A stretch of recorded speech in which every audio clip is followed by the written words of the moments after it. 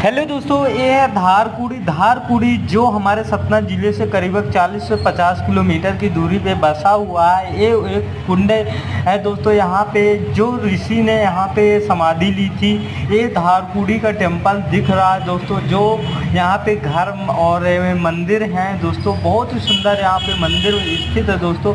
अगर वीडियो अच्छा लगे तो लाइक और सब्सक्राइब जरूर करिएगा। हम इसी तरह की वीडियो लाते रहते हैं, न्यू वीडियो।